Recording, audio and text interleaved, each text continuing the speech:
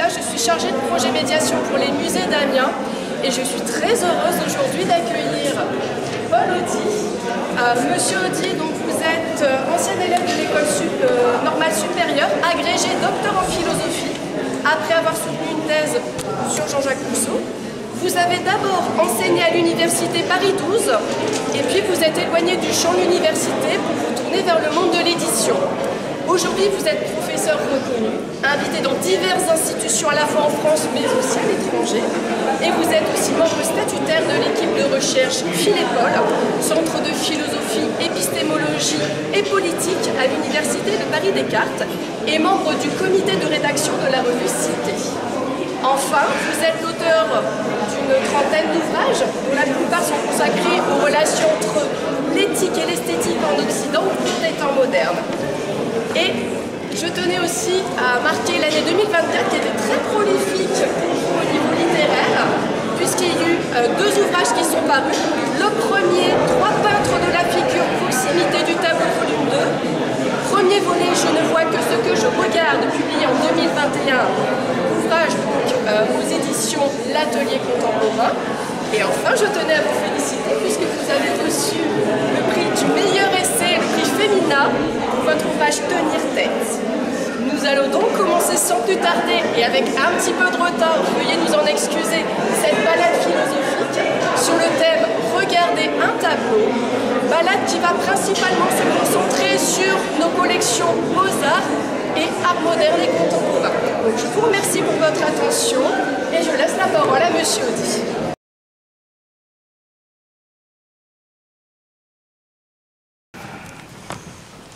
Bien. Bonjour tout le monde. Alors je tiens quand même à préciser une chose en complément de ce qu'Alexia vient de dire, pour laquelle je la remercie, c'est que je ne suis ni un historien d'art, ni un critique d'art, je ne suis pas historien du tout, je suis philosophe.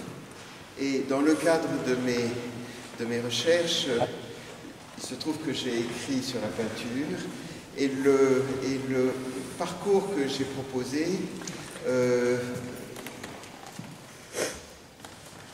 ne retiendra que des tableaux. Il n'y aura pas de sculpture, il n'y aura que des tableaux. Pour une raison que vous comprendrez par la question que je vais en fait déployer tout au long de la promenade. C'est une question qu'un historien de la peinture pourrait très bien poser, mais qu'on peut encore mieux poser avec les ressources de la philosophie. La question est la suivante. Nous allons nous arrêter devant 6 tableaux, dont le premier est celui-là.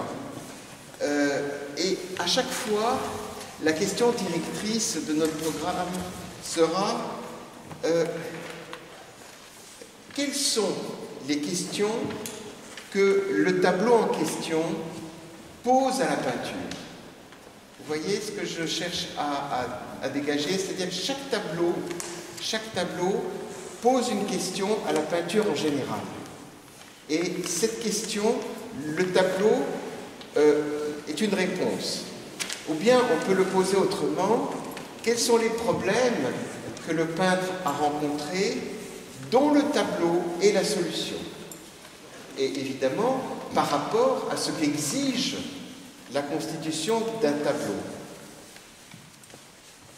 Donc, la présupposition de la question qui est posée, de la question directrice, c'est la différence entre peinture et tableau. Il y a des tableaux, mais il y a la peinture. Alors, le rapport entre les deux, quel est-il? Est-ce que c'est un rapport, par exemple, d'un genre aux espèces, ou bien est-ce qu'il y a une idée dont les tableaux, une idée de la peinture dont les tableaux sont les incarnations? C'est un peu comme le rapport, si vous voulez, analogiquement, entre le droit et la justice. Il y a des lois qui ont toutes des dates, mais les lois cherchent en quelque sorte à rejoindre une idée de la justice qui elle-même sera remise en cause par justement la critique des lois. Et bien c'est un peu la même chose avec la peinture. La peinture, c'est une idée, mais cette idée est elle-même remise en cause par les tableaux existants et par l'historicité, en fait, des tableaux existants. En tout cas, l'historicité est très importante pour comprendre ce que sont les tableaux que nous allons voir, contrairement, par exemple, à ce qui se passe dans les salles que nous venons de traverser, où le rapport, si vous voulez, historique entre tel ou tel tableau est moins fondamental et en tout cas nettement moins prégnant.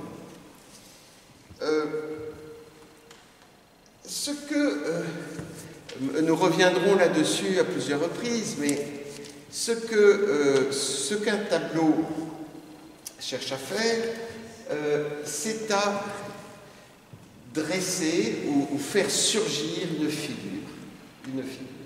Alors, quand on voit un tableau, par exemple, phénoménologiquement, de la manière la plus banale, si vous voulez, qu'est-ce qu'on peut dire? On peut dire qu'un tableau, c'est ce qui se livre à la vue en donnant à voir quelque chose. En donnant à voir quelque chose à quelqu'un. Et voir se décline lui-même comme observer, regarder, contempler. Mais en fait, de quoi s'agit-il? Qu'est-ce qu'on regarde? On regarde d'abord une image. Une image. Et cette image, elle montre quelque chose. Pour autant, un tableau n'est-il fait que d'une image? Non. Pour une raison très simple, c'est que cette image, elle est dressée. Elle est dressée. Elle est dressée, elle est en quelque sorte, l'érection de l'image, c'est son attribut fondamental. C'est une image qui se dresse, qui se redresse, et qui, parce qu'elle se redresse, s'adresse. Et c'est très important d'attribuer cette qualité du redressement à l'image pour savoir ce que c'est qu'un tableau. En allemand, par exemple, le mot image se dit Bild, et le verbe qui lui correspond, c'est sich bilden, c'est se dresser. Donc vraiment, un tableau, c'est une image qui se dresse. Ce n'est jamais une image, tout court. Et alors, toute la question est de savoir comment finalement faire se dresser une image. Et c'est le grand art de la peinture qui est de faire que cette image se dresse et nous fait face. Quand elle nous fait face, cela suppose toute une panoplie de moyens qui sont l'arrangement, qui sont la composition, qui sont la manière dont on va combiner les lignes et les couleurs, les plans différents, l'arrière-plan, l'avant-plan, l'arrangement de la forme et des matières, les perspectives, les poids, les volumes des figures, le rythme aussi, les contrastes, les connotations spatiales et temporelles, tout cela doit être pris en compte pour que l'image, justement, puisse se dresser. Et vous comprenez que tout ça est mis au service de quelque chose qui est la prise en vue du spectateur, la manière dont vous allez regarder le tableau. Donc, le peintre, évidemment, son savoir, qui est un savoir éminemment technique, évidemment, est aussi dans la situation où il doit anticiper la présence du spectateur devant son tableau. Et c'est fondamental pour comprendre tout ce qu'il en est. Alors, je vais vous citer par exemple Matisse, qui dit la chose suivante. C'est très intéressant parce que cette petite citation de Matisse résume tout l'enjeu du tableau. Il dit « Un tableau est fait de la combinaison de surfaces différemment colorées, combinaison qui a pour résultat de créer une expression. De la même façon que dans une harmonie musicale, chaque note est une partie du tout. Ainsi souhaitais-je que chaque couleur ait une valeur contributive. Le tableau est la coordination de rythme contrôlé. Bien. Donc en fait, comme dans la composition musicale, il y a une forme de finalité qui est de toute façon la finalité minimale du tableau, c'est qu'il doit attirer le regard et susciter une sensation. Il doit le faire, et cette émotion, si vous voulez, ou cette réaction est multiple. Elle est d'ordre affectif, évidemment, mais elle peut être aussi intellectuelle, elle peut être logique, elle peut être spirituelle, hein, nous le verrons avec Philippe de Champagne tout à l'heure, mais en tout cas, tout cela suppose, en quelque sorte, que nous réagissions à ce que nous voyons, et cette réaction, elle a un nom. Elle a un nom. C'est que ce que nous voyons, en fait, devant un tableau, n'est pas du tout le même que lorsqu'on regarde, par exemple,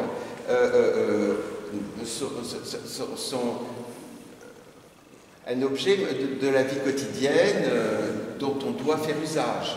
Non, il s'agit véritablement de ce moment très particulier où la vue, l'œil, va se transformer en regard. Parce que le regard, ce n'est pas quelque chose qui est donné. Il n'est pas permanent, le regard. Il est précisément dans les conditions où nous nous trouvons face à un tableau. Soudain, nous regardons. Nous regardons. Et cela implique un certain nombre de paramètres, si vous voulez, mais ce paramètre, ce que fait le regard, c'est qu'il fait en sorte que l'image tienne. C'est-à-dire que tant qu'il n'y a pas naissance du regard en nous, ben, l'image est une simple image. Mais le regard fait tenir l'image en fonction de toutes les qualités qui s'y incorporent. Alors, ce que le peintre sait, c'est qu'il doit susciter le regard, c'est-à-dire, en fait, il doit le faire naître en nous, et pour le faire naître en nous, il va disposer l'image de telle manière à ce qu'elle soit, elle est en quelque sorte des points d'accroche. Alors, il y a les points d'accroche de l'image, c'est deux choses. D'abord, si vous voulez, on peut dire qu'une image peinte, c'est une image qui est en quelque sorte accrochée ou punaisée sur un châssis. Bon.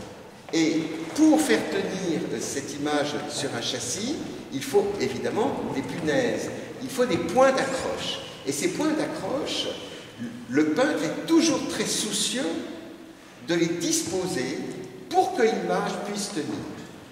Mais ces points d'accroche, en fait, ne sont jamais visibles.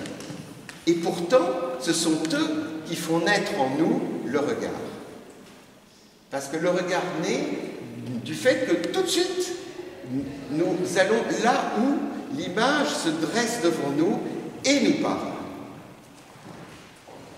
L'autre chose qui est très importante pour l'image peinte, c'est-à-dire l'image dressée, c'est l'armature, ce que j'appellerais l'armature de l'image.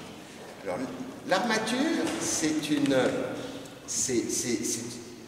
n'est évidemment pas le châssis en bois qui fait tenir la toile, mais c'est à l'intérieur de l'image la manière dont les formes, les volumes, les traits, les couleurs, les rythmes, tout ce qui en quelque sorte rend le regard mobile à l'intérieur de l'image sont disposés. Alors, je l'ai appelé armature parce que l'armature, si vous voulez, c'est vraiment ce qui fait tenir. Bon. Et en fait, quand on regarde un tableau, on est extrêmement sensible, même sans le savoir, à l'armature qui fait tenir l'image. Donc ça, c'est une toute petite introduction, parce que j'aimerais que vous gardiez cela en tête. Devant chaque tableau devant lesquels nous allons nous arrêter, parce que chacun traite à sa manière de ses points. Les points d'accroche, l'armature, la naissance du regard, la manière dont on entre dans l'image, et dont en entrant dans l'image, on la soutient de tout notre poids, qui est un poids à la fois de sensibilité et de savoir, pour que l'image puisse se dresser devant nous et que nous puissions jouir du tableau. Voilà. Alors, nous sommes devant le Gréco.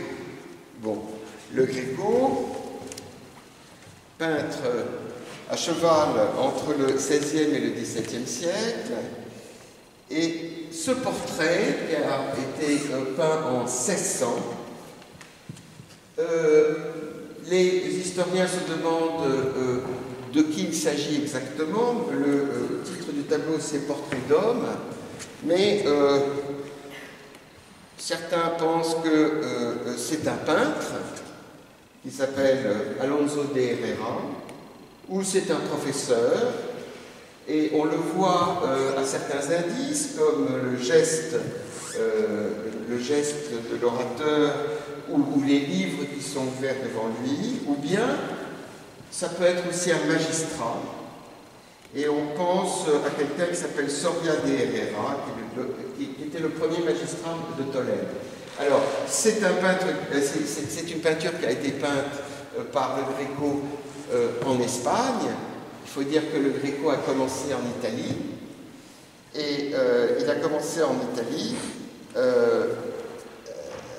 Il est lui-même d'origine crétoise, et donc il est né, si vous voulez, dans un milieu qui est prédisposé à un certain type d'image, une certaine iconicité qui est l'icône orthodoxe. Et le principal trait, si vous voulez, de l'icône orthodoxe, c'est la frontalité. L'image est frontale. L'image est frontale et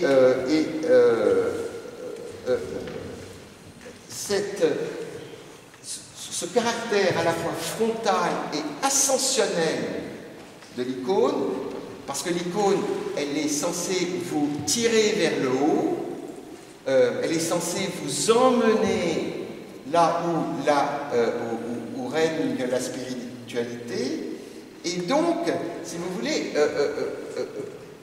le Gréco a ingéré, a digéré tous ces éléments de l'iconicité byzantine, et étant un peintre des temps modernes, évidemment, il va en quelque sorte en faire son miel.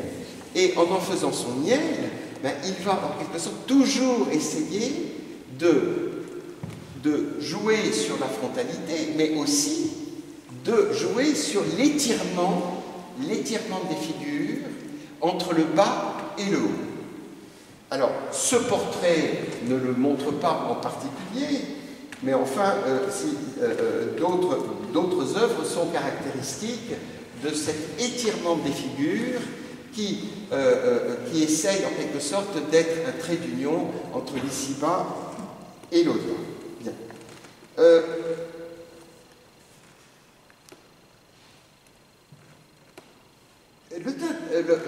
Quand il était en Italie,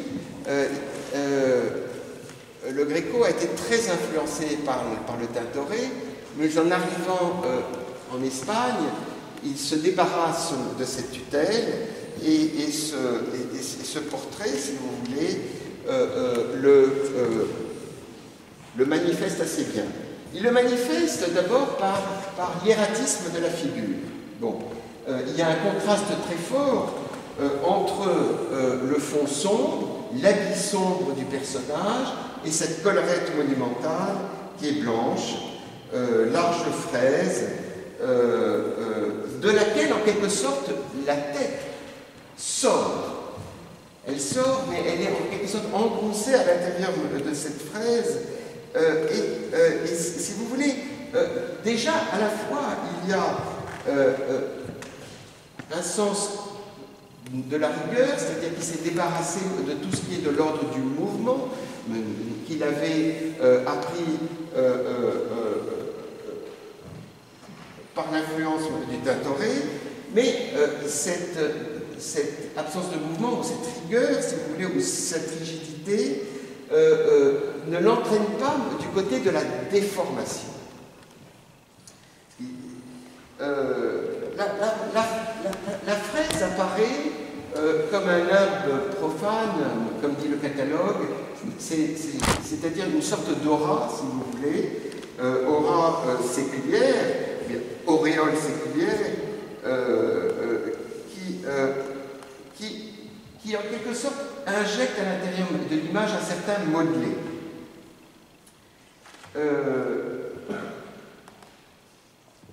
Le regard, si vous voulez, qui se porte sur le tableau,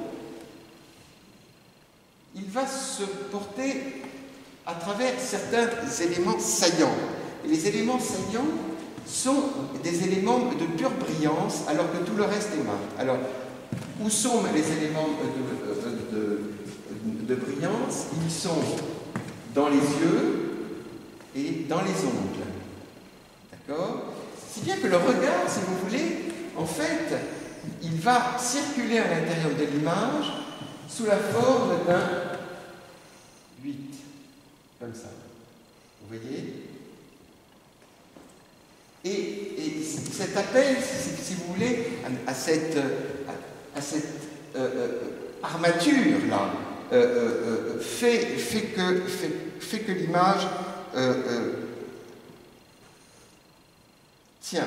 Elle tient et elle dit quelque chose. D'abord, c'est un portrait. C'est quoi un portrait? Un portrait, c'est déjà présupposer que le peintre était devant ce personnage. Que ce personnage regardait le peintre avant de nous regarder nous. Donc il y a une présence, si vous voulez, et cette présence, elle est mise au service du présent de la toile. La toile est présente encore aujourd'hui, si vous voulez, mais ce qui la rend présente, c'est la présence de la figure, cette présence qui renvoie à la présence réelle du modèle devant le peintre. C'est une très grande différence avec un tableau d'histoire, par exemple. Une fresque historique est peinte, mais évidemment, le modèle qui est dans le tableau n'était pas présent devant le peintre. Mais là, le portrait, il est présent. Donc, si vous voulez, le modèle, il a été. Et le modèle, il est exemplaire de quelque chose. Il est exemplaire de quoi? C'est ce que l'image cherche à nous dire. Il est exemplaire d'une certaine valeur humaine. Manifestement, l'homme est un homme cultivé. Il a des lettres, il a un savoir, il a des livres qui sont en plus ouverts devant lui. Ce qui est intéressant, c'est que le livre étant ouvert et que ses mains portent l'expression de quelque chose alors que le tableau est muet, eh bien, dit déjà que l'objet du livre est un objet pris dans un système de transmission. Il est là pour dire quelque chose, ou révéler quelque chose, ou penser quelque chose, mais si ce livre est dans l'image, c'est que ce geste de transmission du savoir est un des contenus de l'image qui doit parler à celui qui va le regarder.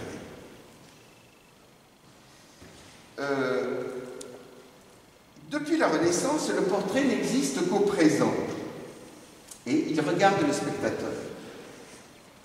Le portrait regarde. C'est sa fonction.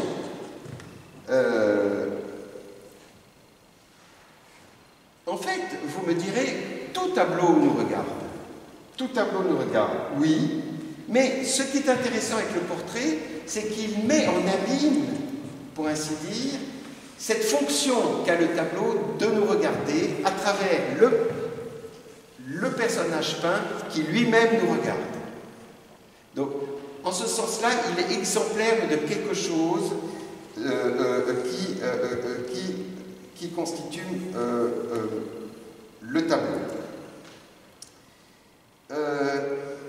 même si, et on va le voir avec d'autres tableaux tout à l'heure, même si le personnage ne nous regarde pas, même s'il regarde de côté, en fait, il nous regarde, il continue à nous regarder,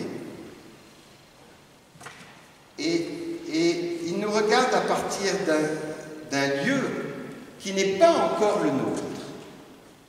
Donc en fait, il va nous déporter du lieu à partir duquel nous le regardons. Mais bon, on en parlera tout à l'heure. Ce n'est pas que le portraituré est devant le spectateur. Non, mais le portraituré, il est devant le peintre. Mais ce qui est devant le spectateur, c'est le tableau. C'est lui qui est devant. Et c'est là une différence extrêmement importante, qui est d'une extrême richesse. Je vais vous dire pourquoi. Parce que cela implique l'introduction d'une temporalité à l'intérieur de l'image. Le présent du portraituré, là, il pose, il est même présent dans l'image, mais son présent à lui, si vous voulez, regarde déjà l'avenir de celui qui va le regarder. Donc il y a un lien, si vous voulez, dans le portrait entre le présent et l'avenir. Sinon, il n'y a aucune raison de faire un portrait, si ce n'est de solliciter quelque chose qui n'est pas encore là, qui est ce regard qui va se porter vers lui. Ce n'est pas du tout... en fait, on peut dire que le portraituré, s'il regarde le spectateur, en fait, il n'a aucune idée de ce spectateur qu'il regarde, mais il est regardé par lui. Il est regardé par lui. Il y a une forme de... le verbe regarder est pris au mode passif. Si on compare ça avec la peinture d'histoire, ben on s'aperçoit que c'est tout à fait différent. L'image de la peinture d'histoire est une image qui appartient au passé. Par exemple, la crucifixion du Christ, du Tintoret, qui est loin d'être un simple tableau religieux, qui est un tableau d'histoire, mais ce tableau, si vous voulez, l'image appartient au passé, et elle vient du passé au présent, dans la présenteté même du tableau. Donc, la Sainte peinte appartient au passé, mais le présent, si vous voulez, c'est celui du spectateur qui regarde le tableau. C'est exactement l'inverse en termes de temporalité du portrait.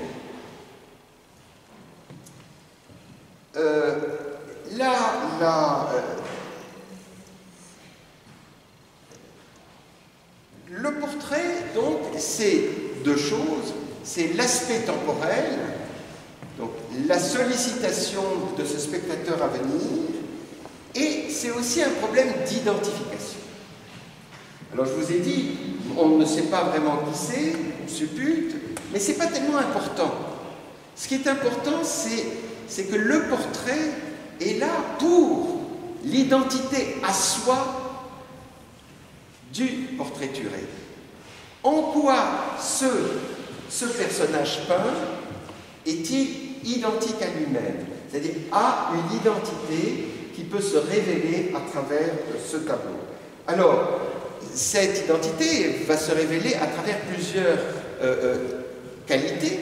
Je vous ai dit, c'est manifestement un lettré, il a une certaine noblesse, la collerette est un signe social, il a un certain nombre d'attributs, et même, je dirais que jusque dans les mains, si vous voulez, l'élégance des mains montre à quel point son humanité est du côté du raffinement. Mais la véritable identité du personnage, nous ne la saisissons pas en dehors des qualités qui sont rendues visibles. Et pourtant, un portrait, ça nous pousse toujours au-delà de ses attributs. Et c'est ça qui est intéressant si l'on pense à la question d'une identité. Qu'est-ce qu'une identité? C'est un certain nombre de caractères. Par exemple, moi, je suis français, universitaire, j'écris des livres, je suis chauve et barbu, etc. Donc c'est un certain nombre de caractères qui vont m'identifier. Mais ces caractères eux-mêmes, si vous y pensez, en fait, ce sont des caractères communs. Il y a d'autres que moi qui sont chauves, d'autres que moi qui sont barbus, d'autres que moi qui sont universitaires, d'autres que moi qui sont français. Et donc, si vous voulez, tous ces traits qui sont censés m'identifier, en fait, me font ressembler aux autres. Donc, qu'est-ce qui, en quelque sorte, me rend singulier? Quelle est l'extrême pointe de mon identité? Eh bien, c'est la question que pose tout portrait. Et donc, quand on voit un portrait, si l'on reste longtemps devant lui, eh bien, on est obligé de traverser l'écran des attributs qui sont peints et rendus visibles pour se poser la question, mais au fond, qui est-il? Et c'est ça qui est intéressant en peinture. Parce que la peinture, c'est, le regard qui se porte sur un tableau est toujours un regard qui dépasse l'écran d'image. Il va au-delà de ce qui est simplement rendu visible. Et c'est dans ce sens-là qu'un portrait peut susciter une réflexion, une méditation, même si l'on ne connaît pas le personnage, même si l'on ne sait rien, mais uniquement la manière dont le regard se porte sur le tableau permet en quelque sorte de susciter quelque chose en nous qui n'est pas simplement de l'ordre de la sensation ou du plaisir esthétique, mais qui est l'interrogation de savoir, au fond, qui nous sommes. Et derrière tout portrait, il y a cela. Bon. On continue? Alors là, je vais vous demander de vous...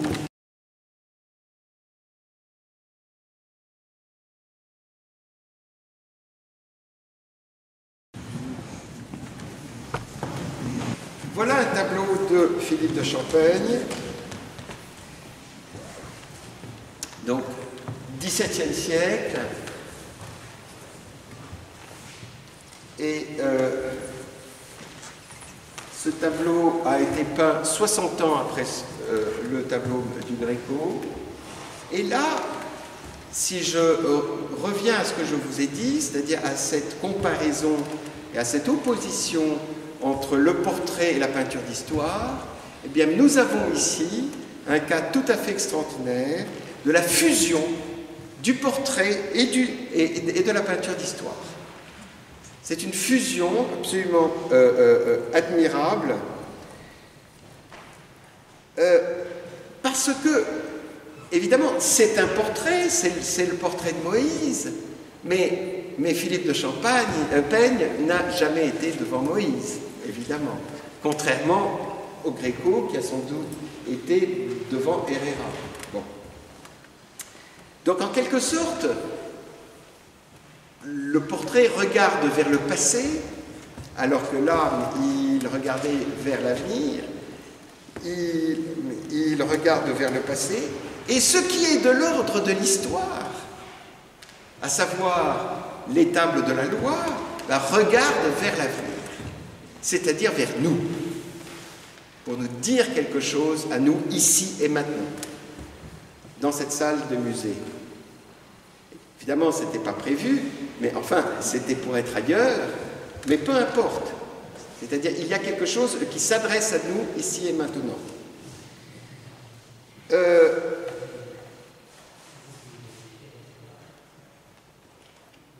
C'est la peinture d'histoire qui, ici, nous regarde, et elle nous regarde droit dans les yeux. Alors, Moïse, là, est pris à un moment très particulier, qui est celui de la réception du décalogue, de la rédaction même du décalogue, et il vient nous les présenter. Il nous les présente en nous regardant en face. Mais ce Moïse qui appartient à l'histoire est d'emblée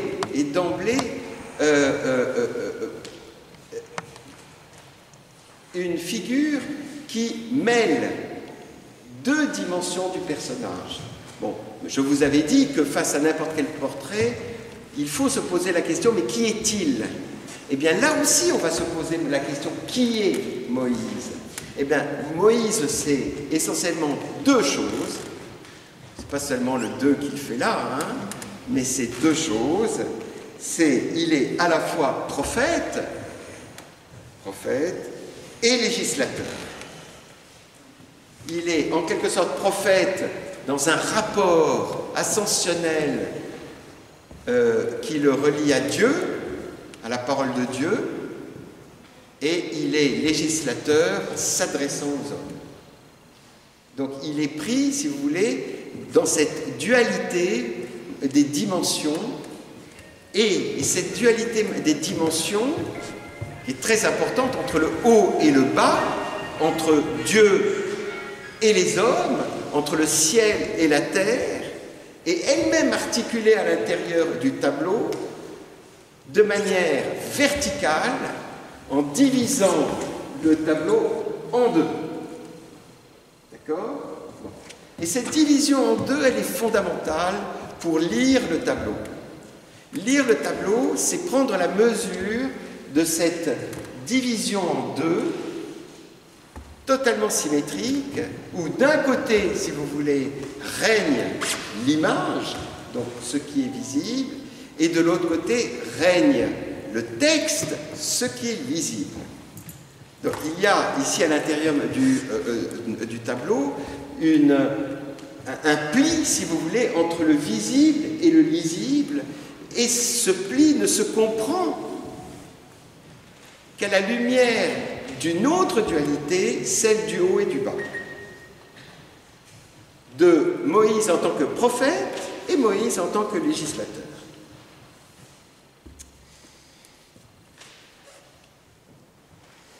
Ce qui articule les deux,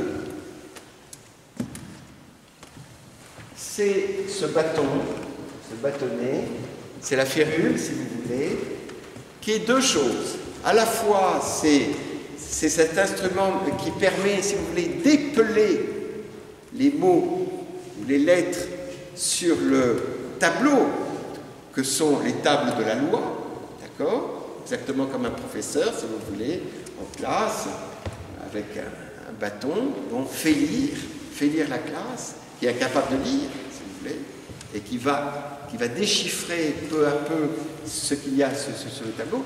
Donc la férule est très importante, mais la férule, c'est aussi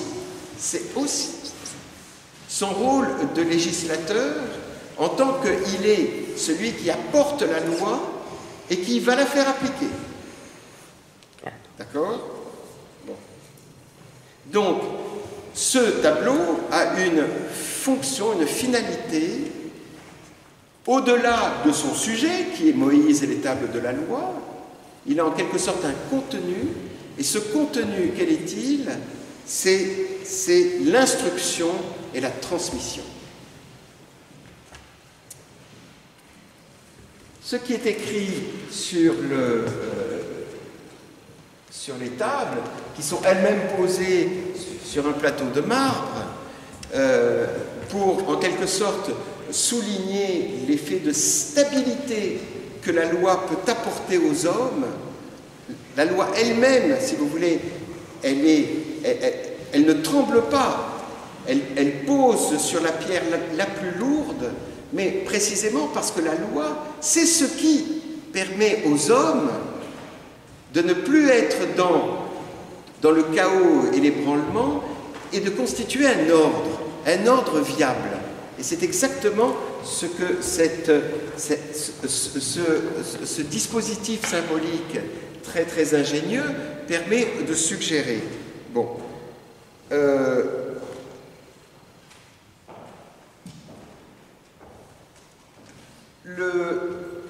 Écoutez Israël, c'est ce fameux discours que que Moïse a prononcé quelque temps avant sa mort, qui est restitué dans le Deutéronome chapitre 6, et qui dit une seule chose fondamentalement, c'est que le Dieu d'Israël est un.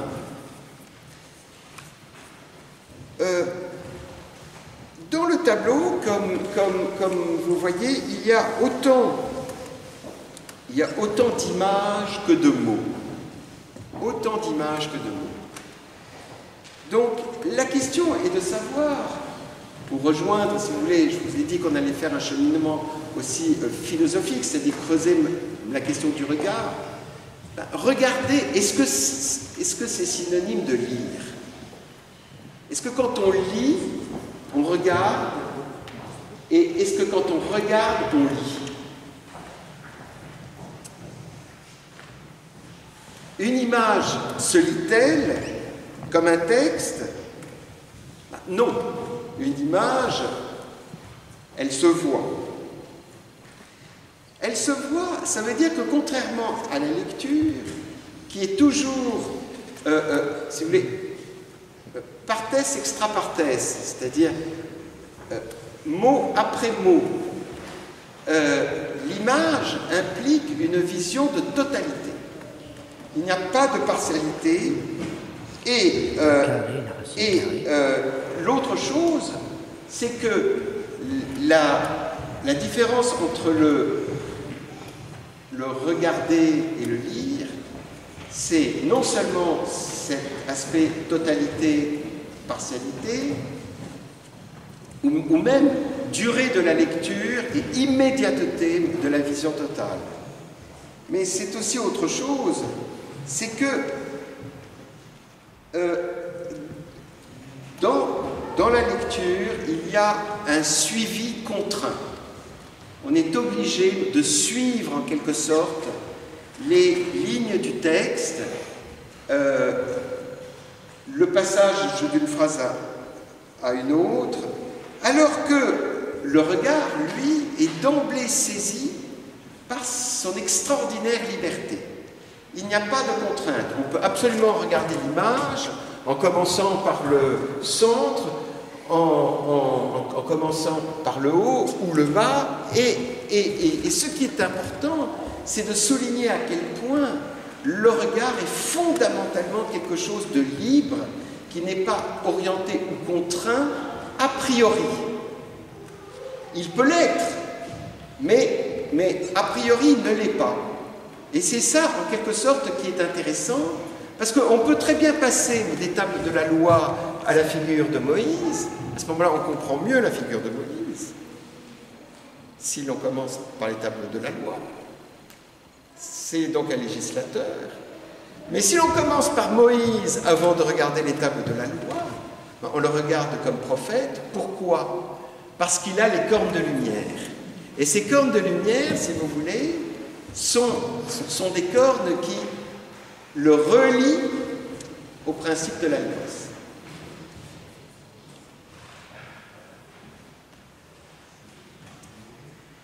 Alors, il y a un risque qui est pris par rapport à ce fameux regard libre.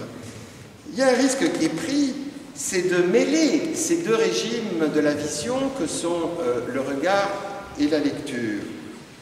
Mais pourquoi il y a ce risque? Parce qu'il est inhérent au genre de ce tableau.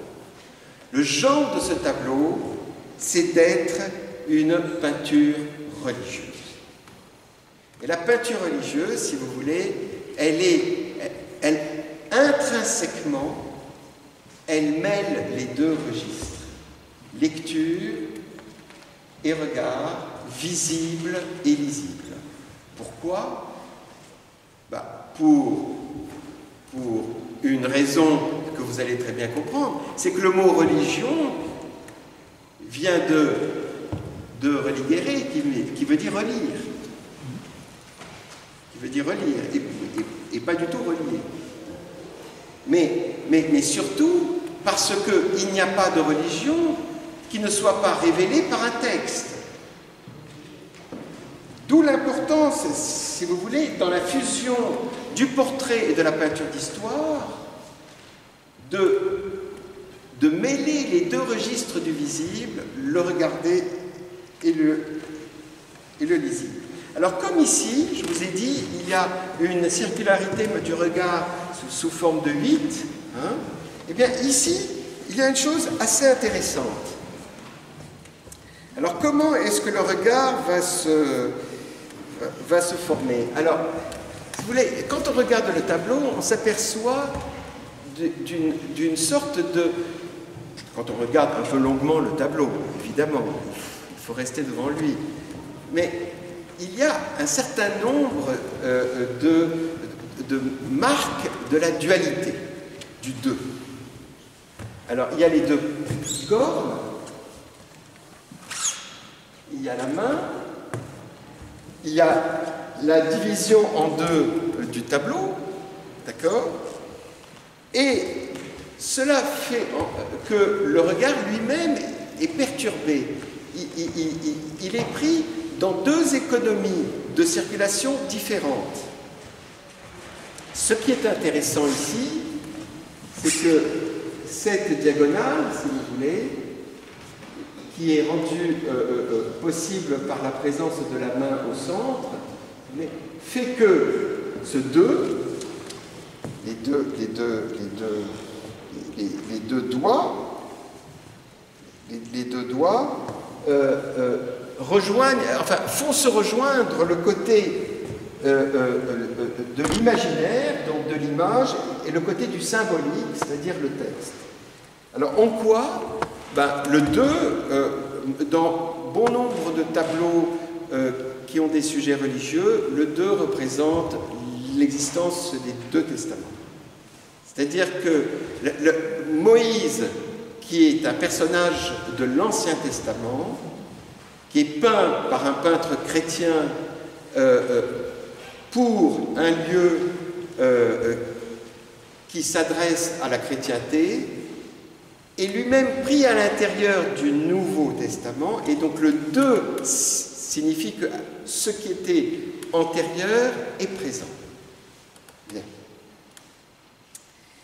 Alors, si vous voulez, ce qui est intéressant pour la circulation du regard, parce que l'idée était de vous dire comment est-ce qu'on regarde un tableau, eh bien, on va donc partir du haut, avec ces deux cordes de lumière, on va descendre, on va remonter avec ce V du bras, mais ce V du bras va se retrouver à nouveau avec l'écartement des deux doigts, et le regard descend, remonte vers le haut, retrouve la main de l'autre côté qui redescend vers le texte. D'accord? Ça, c'est une lecture possible à partir de la figure imagée et non pas de la figure textuelle. Mais si l'on part de la figure textuelle, c'est-à-dire des tables de la loi, eh ben, on s'aperçoit que ce qui est intéressant dans ce que l'image assigne au regard de fer, oblige le regard de fer, ben, c'est que ce texte-là se lit comme ça, puis remonte comme ça, exactement de la même façon que la férule nous donne l'indication qu'après ça, il faut redescendre. Donc, si vous voulez, il y a, dans le dispositif formel du peintre, il y a une sorte d'intuition immédiate sur la manière dont on va aider le regard à pouvoir s'introduire à l'intérieur du tableau. Et ça, c'est très important, on va le retrouver dans tous les tableaux que nous allons regarder aujourd'hui. Alors, un dernier point, rapidement, c'est que le doigt pointe vers quelque chose de tout à fait extraordinaire. Quand on regarde les tables de la loi, il pointe là où il est question d'idole, d'idolâtrie, et de l'interdiction de vénérer des idoles. Or, nous sommes dans un tableau religieux, qui est lui-même une image, qui pourrait être, en quelque sorte, l'objet d'une vénération idolâtrique. Et donc, il est très important pour un peintre religieux de dire « Attention, ne soyez pas dupes de l'image, il faut à nouveau traverser le champ de l'image, il faut aller au-delà, parce que si vous vous arrêtez à l'image, eh bien à ce moment-là, vous tombez dans le contraire de la religiosité, dans une forme de vénération d'un objet, et précisément le tableau, là, est en quelque sorte celui qui va nier devant vous l'attitude que vous pourriez avoir vis-à-vis de lui, ce qui rend ce tableau absolument extraordinaire, puisque ce qu'il cherche à vous dire, c'est précisément de ne pas être dupe du fait que c'est un tableau. Bon.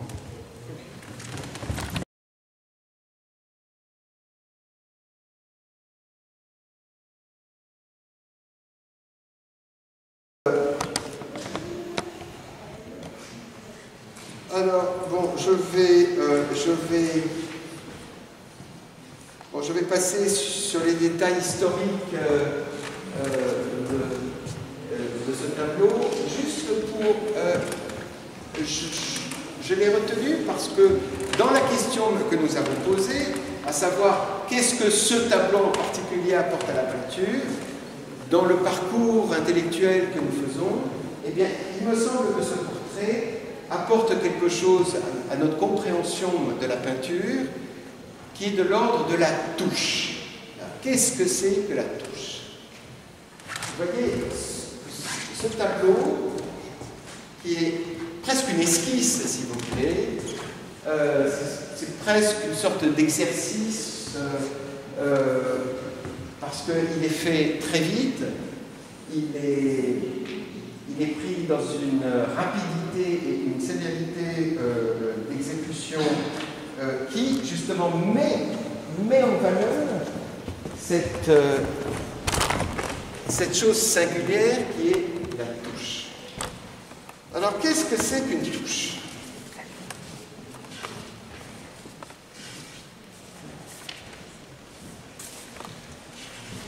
Alors, la touche,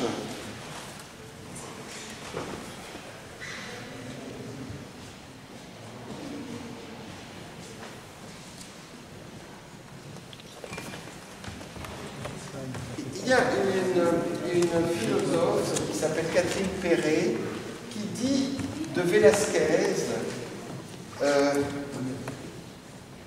la chose suivante. Elle dit que la touche chez le peintre espagnol est, je la cite, une espèce d'écriture sans support, d'écriture hallucinée, d'écriture à toute vitesse, une somme de gestes précis et affolés qui creusent une surface sous la surface.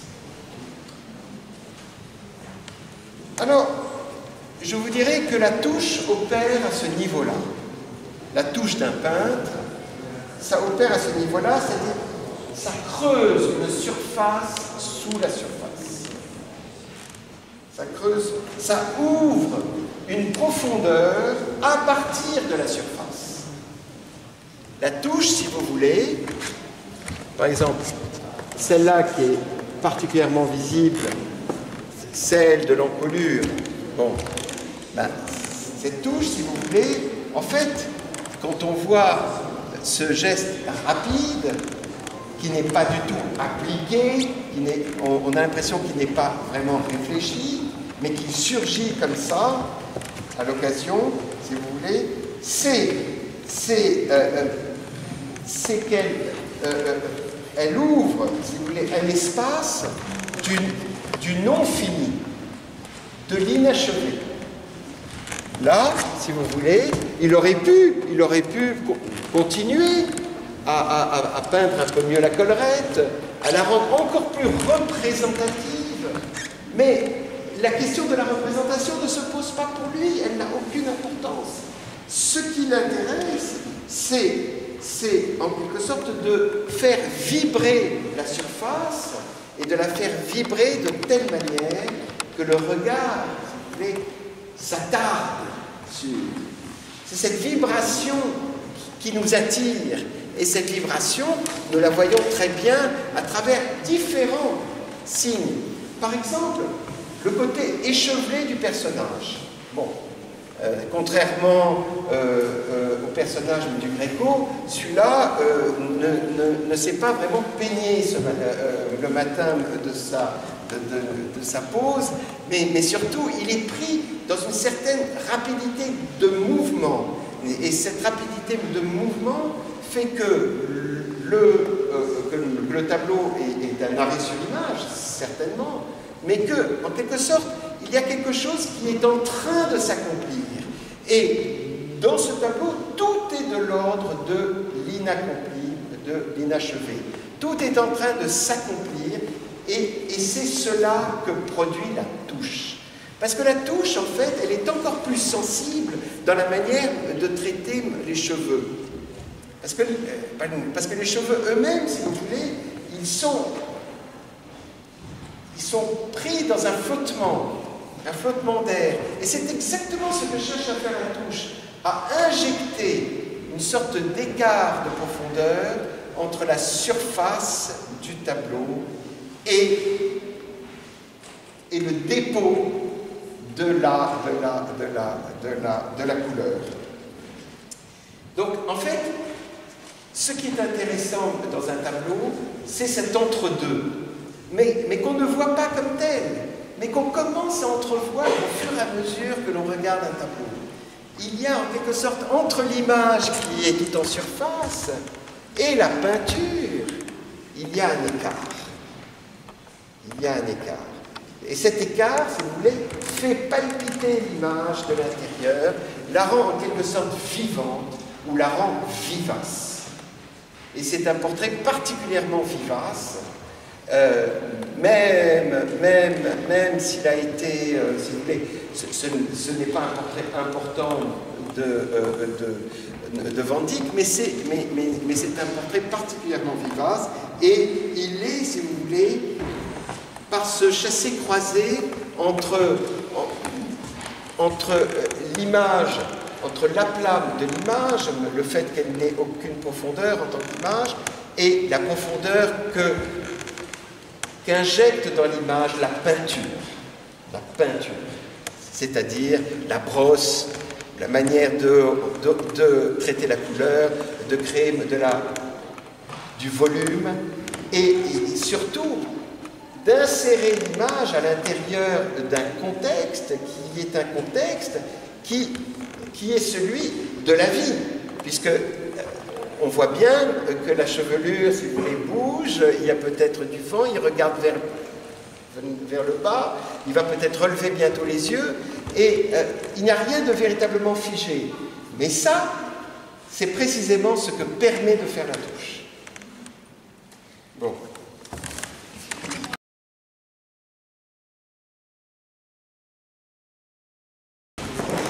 Bon, alors, je crois que ce petit tableau est une des grandes fiertés du musée de Picardie, je crois. Ce que ce tableau en quoi ce tableau nous intéresse à nous dans le parcours que nous faisons, c'est que ce tableau, il répond à une question qui est celle que j'appellerais l'émergence de la figure. Et je vais essayer d'aborder ce point.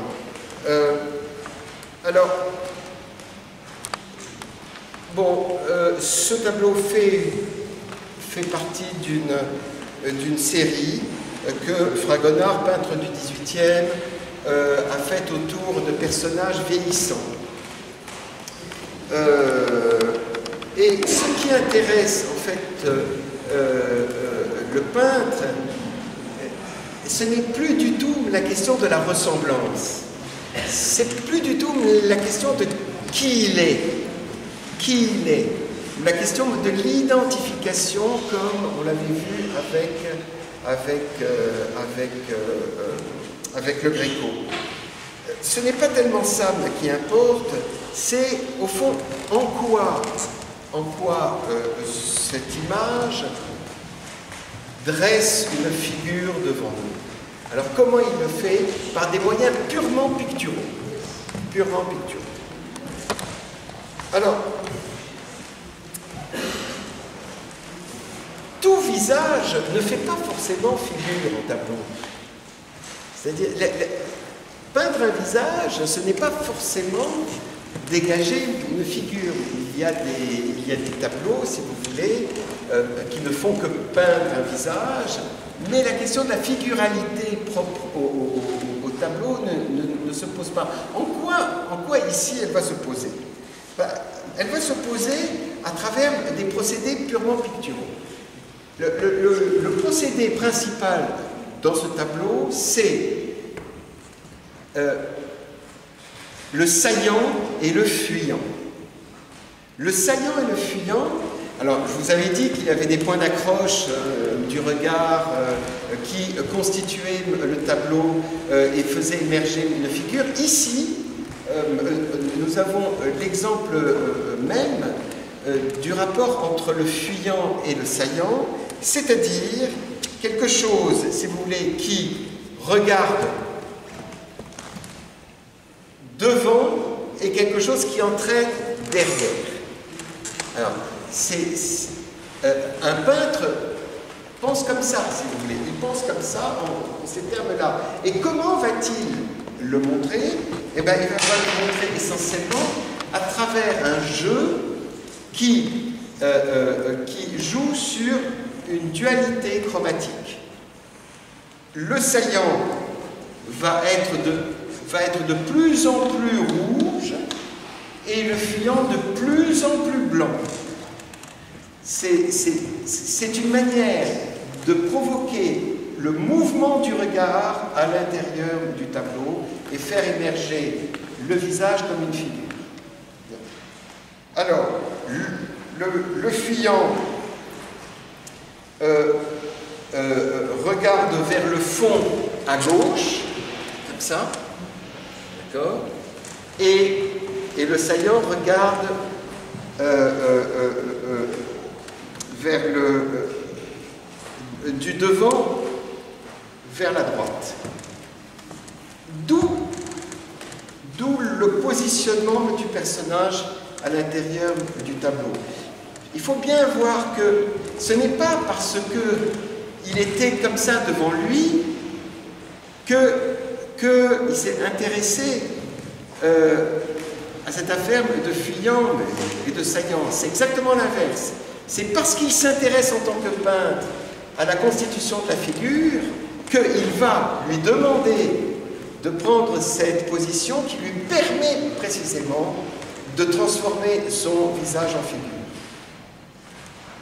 Bon. Donc en fait, il n'y a absolument aucun réalisme, si vous voulez,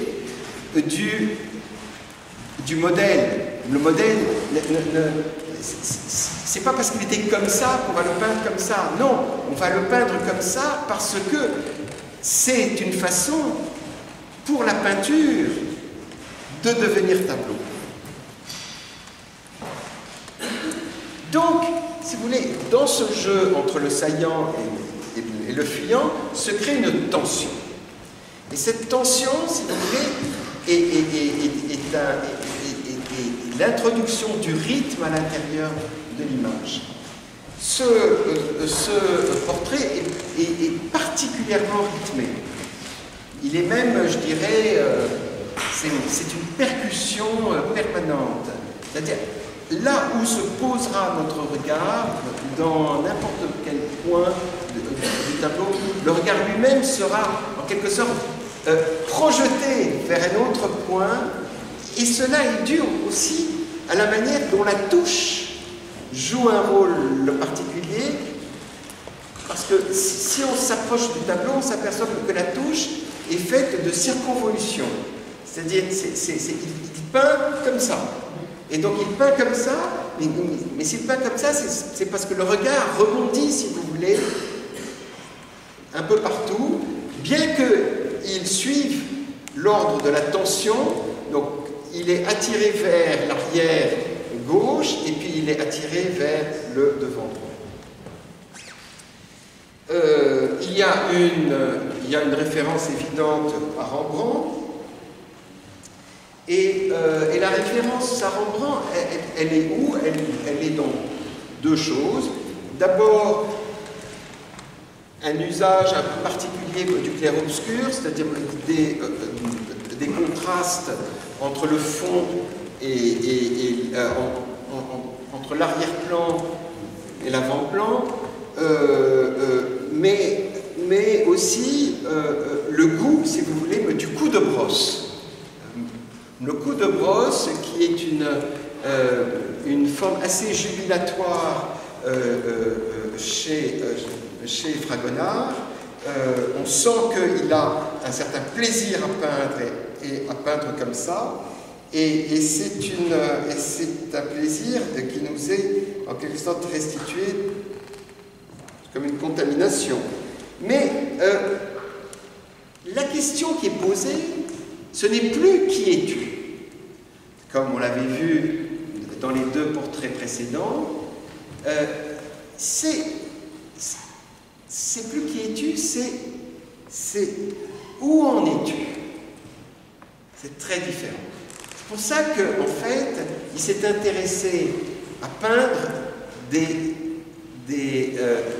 individus vieillissants. Dans la série des vieillards, comme on l'appelle, c'est intéressant parce que la question n'est plus qui es-tu, c'est où en es-tu? Où en es-tu à tel moment de ta vie? Et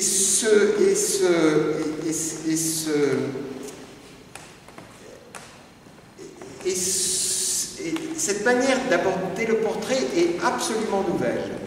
C'est-à-dire qu'il ne s'agit plus de se demander, quel est son caractère, ce qu'il a fait dans la vie, etc. Ça n'a aucune importance. Il n'y a aucun indice qui permet de lui attribuer quoi que ce soit qui puisse l'identifier à nos yeux. Absolument pas. Ce n'est pas du tout l'enjeu. En revanche, ce qui est le contenu, c'est la situation. C'est quelle est sa situation. Et donc là, on a un dépassement, si vous voulez, du psychologique. Et évidemment, ce personnage continue à nous regarder, comme les autres aussi. Mais en nous regardant, il y a une différence. En nous regardant, ce n'est plus nous qui nous demandons qui est-il, c'est lui qui nous interroge. Il nous interroge. Regardez-le de près et vous verrez qu'il nous pose une question. Il est là, c'est un renversement si vous voulez. Autant avant, face à un portrait, on se demandait, nous, qui est-il? Là, c'est lui qui nous pose une question. Et on sent qu'il a en quelque sorte, dans ce regard inquiet, dans cette manière de se tourner vers nous, il y a quelque chose qui nous interpelle.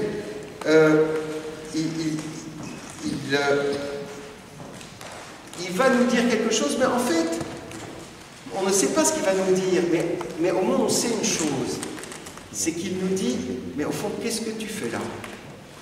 Qu'est-ce que tu fais là à me regarder?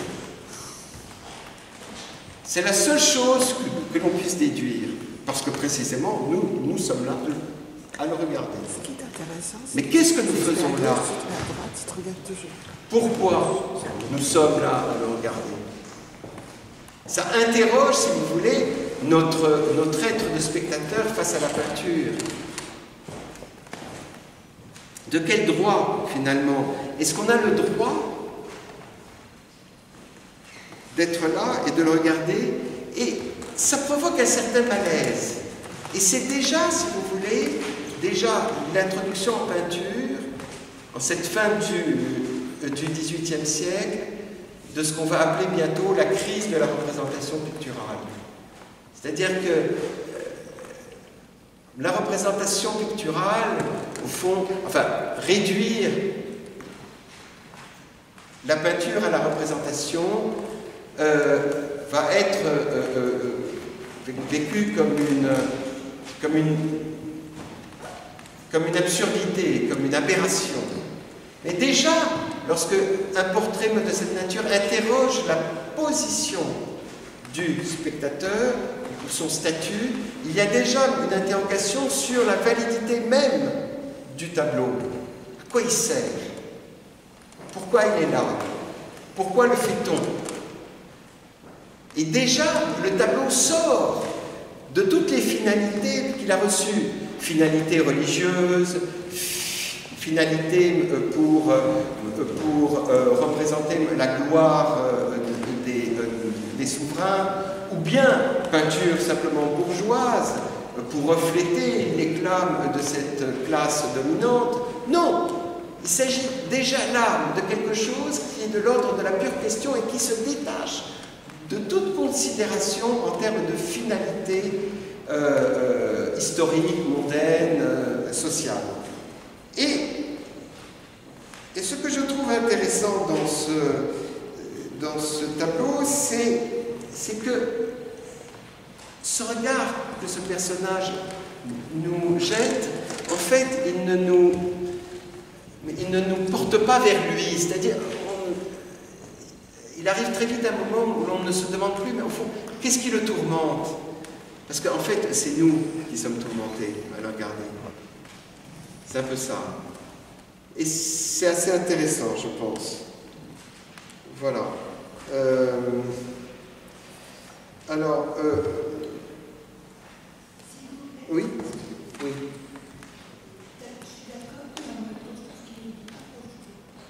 Approche-toi.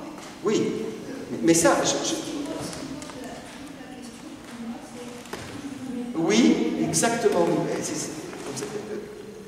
Je vous remercie de dire cela parce que, en fait, dans le que fais-tu là, si vous voulez, il y a l'interrogation aussi simplement de la place que l'on occupe face au tableau et de la distance qu'il y a entre le tableau et nous.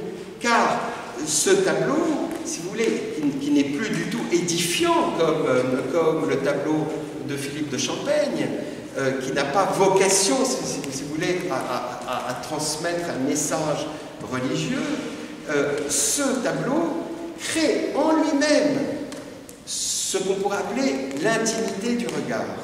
C'est-à-dire, à la fois, on va s'approcher de lui, on va essayer d'apprivoiser cette figure, mais de l'apprivoiser en des termes qui sont strictement personnels, qui sont entre lui et moi, en quelque sorte. Et vous avez raison, mais il vous attire vers lui, mais dans un espace d'intimité qui est un espace nouveau par rapport au tableau et qui est très spécifique de la peinture du XVIIIe siècle. Voilà, bon, on continue, si vous voulez.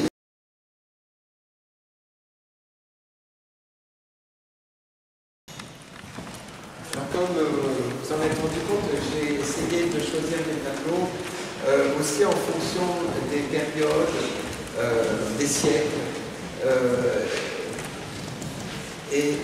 Là, nous sommes donc au XIXe siècle avec Courbet.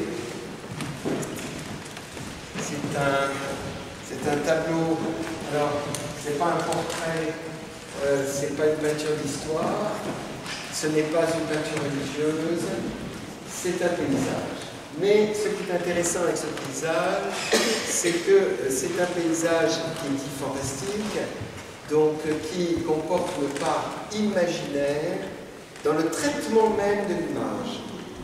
Et c'est ça qui est intéressant, parce que Courbet, qui est considéré, selon le mot que lui-même employé comme un peintre réaliste, si vous voulez, là il fait un paysage où le réalisme le cède largement à quelque chose qui est de l'ordre de l'hallucination,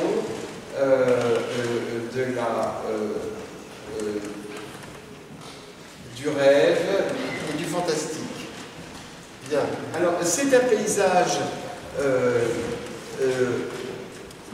de la Suisse dans laquelle il s'était exilé après avoir été condamné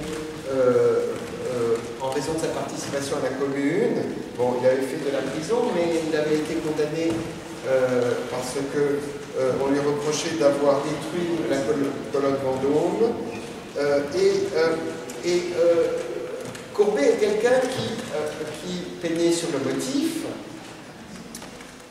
Et là, il s'agit des gorges de la rivière Salence dans le Valais. Bon. Alors, comment faire d'un paysage un portrait? Parce que c'est de ça qu'il est question. C'est de ça qu'il est question. C'est une tentative tout à fait extraordinaire de transformer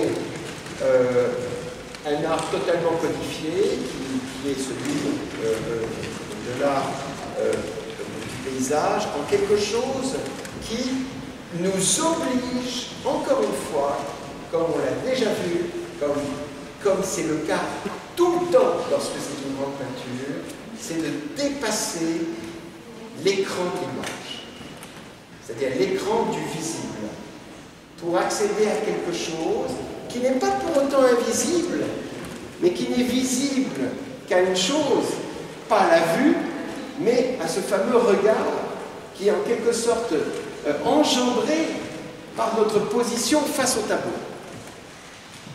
Donc ici, si vous voulez, nous avons, bon, c'est une grotte, et cette grotte, elle est en fait composée de rochers, de minéraux, qui ont en fait une forme assez étrange, puisque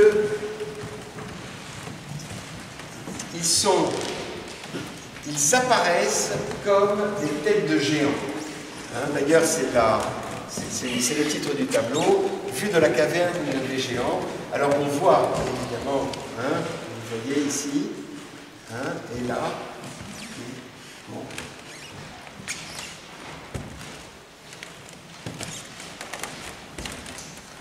Et donc il y a en quelque sorte une apparition subreptice d'une forme anthropomorphe, alors que là il n'y a absolument rien que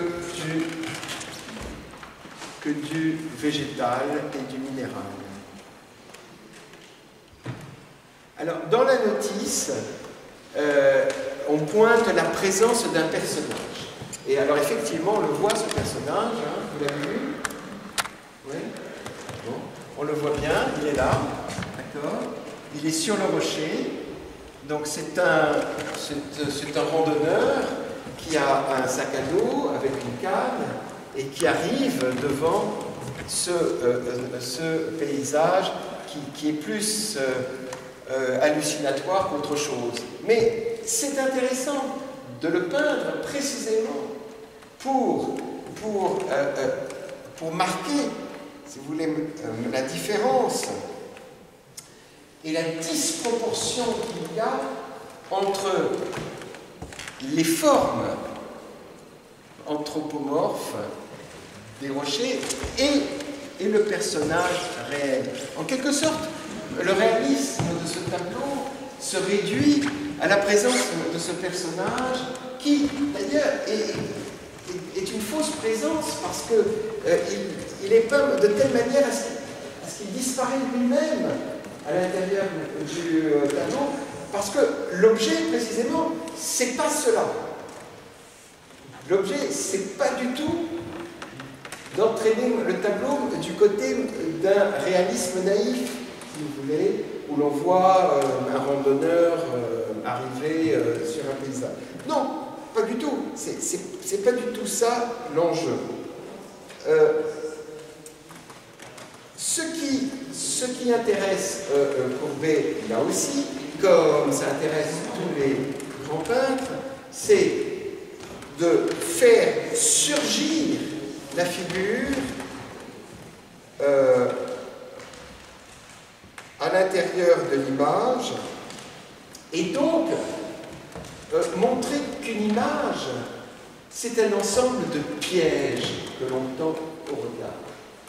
C'est ça le problème de l'image, c'est que c'est piégeux. Il y a des pièges partout. En fait, pourquoi il y a des pièges? Parce que l'image interdit au regard de se libérer. On est en quelque sorte fasciné par tel ou tel détail, vous voyez? Et donc, en fait, dans cette fascination, on est pris au piège. On est pris au piège et notre liberté, qui est de circuler à l'intérieur du tableau, en fait, disparaît parce qu'on est en quelque sorte rivé à quelques éléments qui nous fascinent suffisamment pour que, finalement, nous ne voyons pas le tableau. Nous ne voyons plus l'image. Et le grand peintre est celui qui nous oblige, si vous voulez, à nous poser la question, mais comment cette image tient-elle? Elle tient grâce à la peinture. Et c'est quoi la peinture? Où est-ce qu'on va la chercher, si vous voulez? Et là, on va la chercher dans ce dispositif quasi hallucinatoire où c'est la vue qui est troublée, si vous voulez. D'un coup, on n'avait pas vu que tel rocher était un visage, et dès lors qu'on le voit, si vous voulez, tout le tableau apparaît différemment. Alors, je me suis même demandé, mais je n'avais que la reproduction à ma disposition, je me suis même demandé si le tableau lui-même ne laissait pas entrevoir une forme subliminale de visage humain. C'est-à-dire au-delà des rochers, évidemment, on a pointé, d'accord, mais je me suis demandé si l'ensemble du tableau n'était pas un visage, et je me suis même demandé si cette forme centrale n'était pas un nez, si ça, c'était pas une bouche, et s'il n'y avait pas ici et là quelque chose qui le reconfigurait comme une sorte de visage total dans lequel apparaissait une multitude d'autres visages. Mais bon, je pense que ça n'a pas d'importance qu'on le distingue réellement ou pas, mais ce qui est intéressant, c'est qu'on se pose la question. Et qu'en se posant la question, eh bien, on va exercer son regard. On va rester un peu plus longtemps devant le tableau. On va s'y intéresser d'un peu plus. Et surtout, on va faire un exercice qui est indispensable à cette libération du regard. C'est non pas faire circuler le regard à l'intérieur du tableau, mais c'est circuler soi-même avec son corps devant le tableau. On va se mettre là, on va aller là, on va se rapprocher, on va reculer. Et tout ça, ça fait partie de la manière de regarder un tableau. Il est hors de question de regarder un tableau uniquement en étant figé devant lui, puisque de toute façon, la position qu'on aura choisie, elle est elle-même arbitraire. On l'a choisie, et puis voilà, bon, on va... Non, en fait, on aurait pu choisir une autre, et donc à partir de là, si vous voulez, il faut aussi vivre le tableau en bougeant autour de lui, et en voyant à quel point le tableau lui-même se modifie en fonction de la situation spatiale du corps du spectateur, mais aussi bien en fonction aussi de la temporalité, de la durée que l'on choisira d'adopter pour regarder le tableau.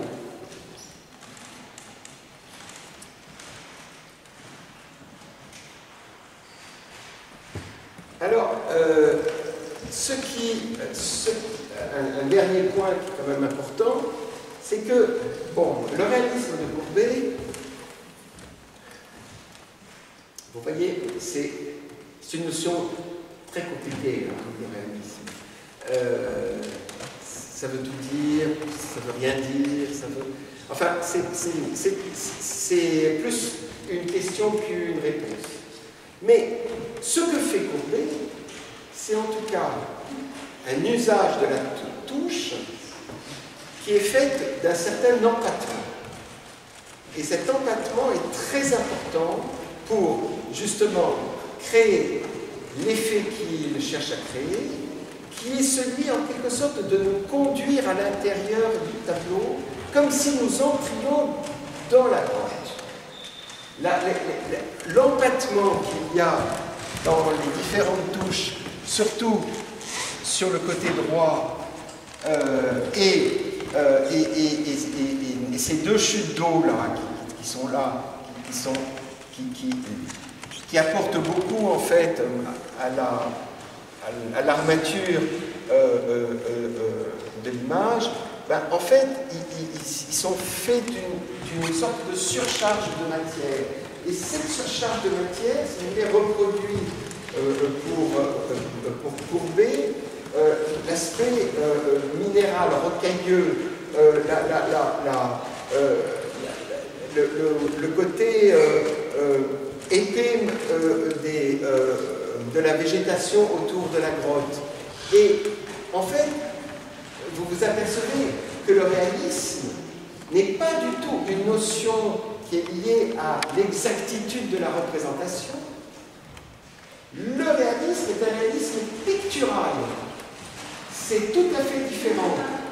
C'est-à-dire que c'est les moyens de la peinture qui créent cet effet de réel.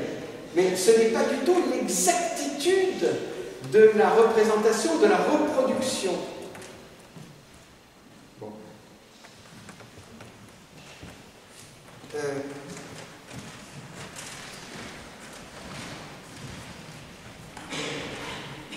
Alors, comme pour faire un lien, si vous voulez, avec la méthode employée dans le portrait de Fragonard, c'est que, en fait, bon, ce sont des procédés que tous les peintres utilisent. C'est le côté saillant et le côté fuyant. Et le côté saillant, ici, est fait en quelque sorte de tout ce qui relève de l'eau et de la mousse. Et puis, le côté fuyant, c'est le fond sombre, c'est ce côté ténébreux de la grotte. Mais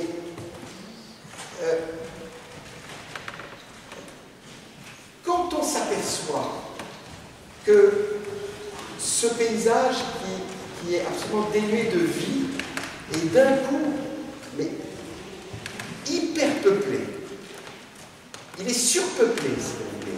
Il est surpeuplé par les figures des rochers, par le personnage, par tout ce qu'on peut induire de la profondeur de la grotte.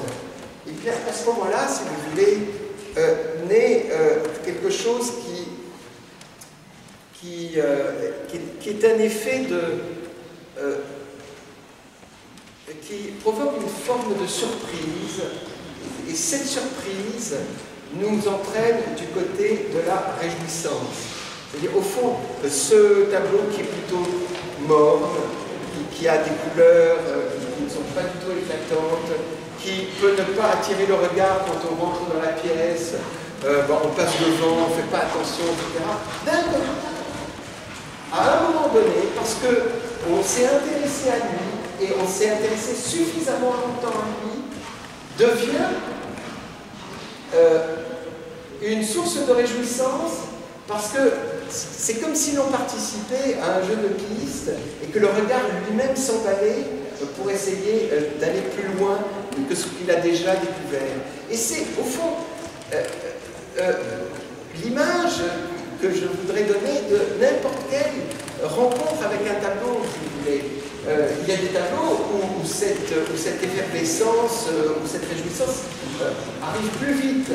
Mais au fond, quand c'est un tableau qui est fait avec tout le génie, le savoir d'un grand peintre, il y a un moment où cette réjouissance se produit, même si a priori, à première vue, comme on dit, eh bien, ce tableau est morne et sans intérêt. Bon. Et voilà, c'est ce qui crée un effet de... En fait, ce qui nous réjouit, c'est quoi? Ben, c'est cet effet de beauté. Et cet effet de beauté, il n'est pas du tout un effet de beauté qui est lié à une conception que l'on aurait a priori de la symétrie, de l'harmonie, d'un équilibre, etc. Non, c'est un type de beauté tout à fait spécifique qui relève en fait de l'adéquation que l'on peut ressentir entre l'effort que nous avons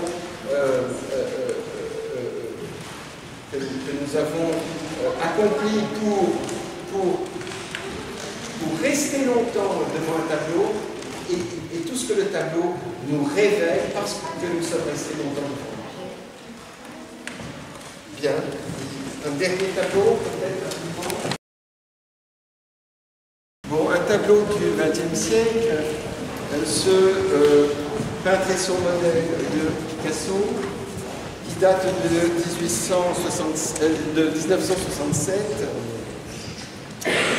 Picasso est mort en 1973, donc c'est un tableau de la fin de la vie de Picasso à une époque où Picasso était absolument hanté, obsédé par cette thématique-là, le peintre et son modèle. Le peintre et son modèle est un thème récurrent chez lui tout au long de sa vie, mais à la fin de sa vie, c'est devenu vraiment le thème principal. Et le thème principal se traduit à la fois par une production abondante de tableaux, mais aussi par une série de gravures absolument phénoménales qu'il a accomplies à la fin de sa vie, qui prennent pour thème ce peintre et son modèle, le modèle étant, dans la plupart des cas, un modèle de femme nue, et le peintre qui le regarde a toujours une forme qui ne ressemble pas du tout à Picasso. Alors, c'est ça qui est intéressant, c'est que Picasso n'avait pas de barbe, d'accord? Et Picasso était beaucoup plus vieux que ce jeune peintre, mais Picasso a éprouvé le besoin de se représenter, en tout cas de mettre en abîme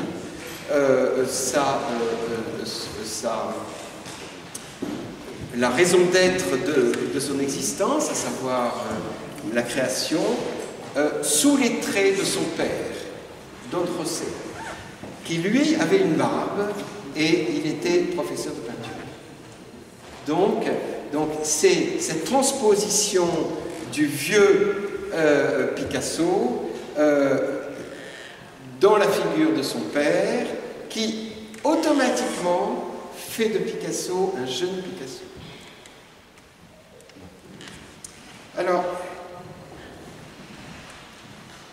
ce qui est intéressant ici, c'est que on voit l'artiste au travail, évidemment, mais cet artiste au travail, il n'est pas, en quelque sorte, en face du modèle, mais il est côte à côte avec le modèle. Et ils sont côte à côte, ils se regardent l'un l'autre, et il y a deux autres personnages. Alors, il y a ce personnage à l'arrière, d'accord, qui lui nous regarde, puis il y en a encore un. C'est qui? C'est nous. Comment? C'est nous. C'est nous, exactement. Voilà. Donc, nous sommes convoqués, si vous voulez, dans un huis clos où il y a 4 personnages. C'est très important. Et c'est l'espace, si vous voulez, psychique de la création qui est délimité par la présence de ces 4 personnages. Le peintre, le modèle, ce personnage à l'arrière dont on va dire un mot, et nous. Tout cela constitue l'espace à partir duquel une figure peinte peut émerger. Bon. Alors, il s'agit ici de Jacqueline Roch, donc la dernière femme de Picasso, qu'il rencontre au milieu des années 50 et qu'il épouse en 61. Et Jacqueline, si vous voulez, a représenté dans la vie de Picasso un formidable appel vers la création, une sorte de motivation retrouvée, une jeunesse recouvrée, une production surabondante, presque folle si vous voulez, où tout y passe, peinture, dessin, gravure, céramique, sculpture, etc. Et ce qui me paraît intéressant dans la lecture du tableau, c'est tout ce qui est de l'ordre de la disproportion. Alors, ce qui est de l'ordre de la disproportion, c'est essentiellement trois choses qui forment un triangle. Autant on était dans un espace ponctué par 4 présences, autant là, on a un triangle qui est fait des yeux, ils sont tous démesurés, des mains et le sexe. Bien. Donc, ce qui est caractéristique de Picasso, c'est que, en fait, il n'y a absolument plus dans le tableau de Picasso de considération pour la perspective ou pour le positionnement des figures. Tout ce qui est de face et de profil, tout ce qui est de profil et de face, et tout se donne en une fois, précisément parce que le tableau, ce n'est pas quelque chose qu'on lit, ce n'est pas quelque chose que l'on épelle, ce n'est pas quelque chose où on passe par les différentes silhouettes pour comprendre un objet, ça se donne d'un coup, et ça se donne d'un coup au regard, qui lui a la liberté de pouvoir allier la face et le profil. Parce que la vue ne peut pas le faire, elle doit choisir. Mais le regard, non, justement. C'est ça sa liberté fondamentale, et c'est une liberté que le regard n'éprouve que parce qu'il y a peinture. S'il n'y avait pas peinture, cette liberté ne serait pas éprouvée. Bien. Alors, là, si vous voulez, les deux visages sont de profil, mais le corps, lui, est de face. Le corps est de face, le corps de la femme est de face, alors que son visage est même, il est en quelque sorte, dans sa disproportion même, il est décalé par rapport au corps. C'est-à-dire que la tête, si vous voulez, appartient à peine au corps lui-même, si bien que l'enjeu, justement, c'est de ne pas vouloir représenter le modèle dans sa réalité physique, si vous voulez, où la tête est bien posée au milieu du corps, c'est qu'il s'agit d'un modèle, c'est-à-dire du statut du corps à l'intérieur du regard du peintre et la manière dont le peintre va s'approprier ce corps. Donc il va se l'approprier en dissociant, si vous voulez, la tête du reste du corps et en exagérant ce qui est pour lui le plus important dans le corps, c'est deux choses, l'œil et le sexe. En plus de cela, il y a la main, et je vais donc y revenir. Mais, alors, ce qui est important, c'est la présence de ce personnage à l'arrière-plan, qui est évidemment barbu, hein, lui aussi. Bon. C'est donc Don José, c'est donc le père, celui en quelque sorte qui est porteur de l'interdit, si vous voulez, qui se pose sur le désir, en tout cas sur la jouissance, et qui, parce qu'il est ce que Lacan appelle le nom du père, hein, Don José, eh bien, il est celui qui rend le désir possible, parce que le désir, si vous voulez, s'évanouit lorsqu'il accède à la jouissance, et donc cette interdiction de la jouissance signifiée par le père est la garantie qu'il y aurait désir et donc création. Donc il est très important que dans ce tableau, ce visage qui nous regarde et qui s'interpose en quelque sorte entre le peintre et son modèle, et celui qui est porteur de la vérité même de la création, qui est un acte de désir, et qui n'est un acte de désir précisément que parce qu'il est inassouvi. C'est-à-dire que tant qu'il est désir, il y a création. Donc c'est très très important que cette figure, si vous voulez, mystérieuse, un peu comme une sorte de statue du commandeur, si vous voulez, regarde de ce qui se passe et crée cette disjonction entre les deux où il ne peut pas y avoir fusion entre le peintre et son modèle, précisément parce qu'il y a l'interdit de la satisfaction qui est peinte à l'arrière-plan.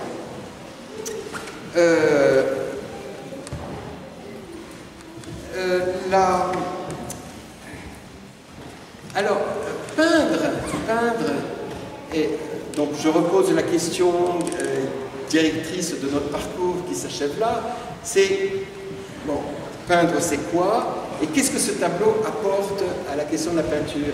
Eh bien, en fait, il nous renseigne sur une chose, c'est sur l'ordre et la dialectique très particulière qui est le pain quotidien du peintre, qui est la dialectique entre l'œil et la main. La dialectique entre l'œil et la main est extrêmement importante. Quand on dessine, par exemple, on peut être entraîné dans son dessin, que l'on va retenir précisément parce qu'on va faire agir l'œil qui va retenir la main, puisque la main risque de ne pas pouvoir honorer les termes du contrat initial qui est de peindre le modèle, s'il vous plaît. Et donc, cette dialectique très importante entre l'œil et la main est présente dans le tableau, puisque ce tableau est une allégorie de l'acte de création, comme tous les tableaux de Picasso qui traitent de la thématique du peintre et son modèle. Mais là, si vous voulez, il y a une insistance très, très particulière entre les mains qui sont dans le côté inférieur du tableau et l'œil ou les yeux qui sont sur le côté, sur le plan supérieur. Et ce qui est important pour quitter un tout petit peu ce tableau, c'est que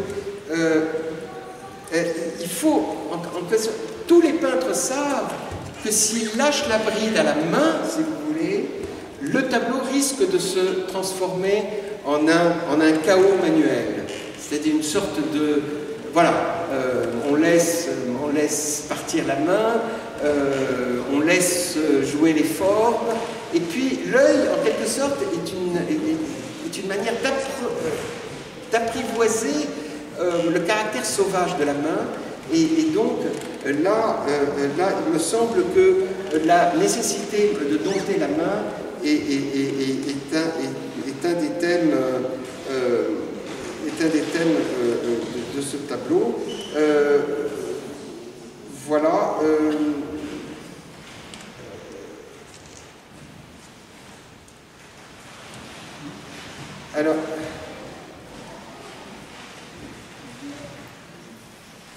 Alors évidemment, à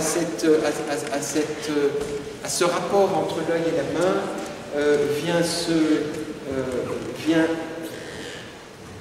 dans ce rapport vient s'insérer une troisième dimension, quand même fondamentale, et qui est toute l'œuvre de Picasso résumée, si vous voulez, c'est l'importance de la sexualité à l'intérieur du dispositif de la création. Parce que la création est un acte désirant, c'est essentiellement, ça va au-delà de la volonté et ça poursuit une satisfaction très très singulière. Et l'importance de la sexualité à l'intérieur de cette économie créatrice est quelque chose qui est au centre de la question de l'œuvre de Picasso. Et donc, je dirais qu'il était même tout à fait naturel que dans les éléments de disproportion qui sont tous des éléments signifiants, eh bien, viennent concurrencer l'œil et la main le sexe féminin qui évidemment joue un rôle capital dans le dispositif intégral de la création. C'est ainsi que je me permettrai de finir et peut-être de vous donner rendez-vous cet après-midi, si vous voulez, pour qu'on continue sur une autre thématique qui est la présence du corps en peinture, où effectivement des enjeux tels que ceux-là seront peut-être abordés tout à l'heure. Merci infiniment et